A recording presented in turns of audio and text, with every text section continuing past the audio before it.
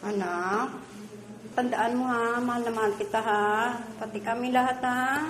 Walang nagawa ang ina ni Jamaica kundi paulit-ulit niyang ipaunawa sa anak na kinailangang igapos nang magsimulang lumalang epekto ng rabies sa kanya. Dahil lang dyan kung kaya na lamang nakagat si Jamaica ng aso, 2 buwan na ang nakaraan. Isa lang siya sa 8 kinagat umano ng aso sa kanilang lugar sa Tondo, Maynila at siya lang ang humantong sa ganito dahil nakapagpabakuna ang iba pa.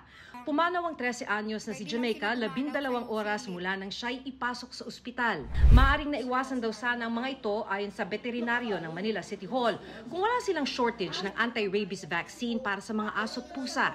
Yes. Opo. Dati naman po kasi nagsisiro cases kami dito.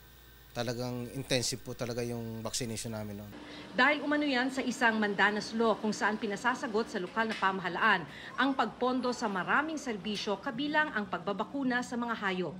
Kung noong 2021, mahigit 70,000 aso ang nababakunahan sa Maynila sa loob ng isang taon, pagpasok ng 2022, 30,000 na lang. Pagpatak ng 2023, mula 0 cases, nagtala na ng 6 na kaso ng nangagat na asong may rabies sa Maynila.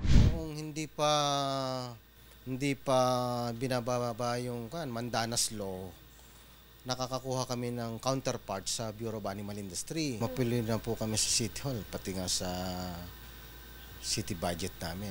Kaya binigyan kami ng supplemental budget nga na 800 vials.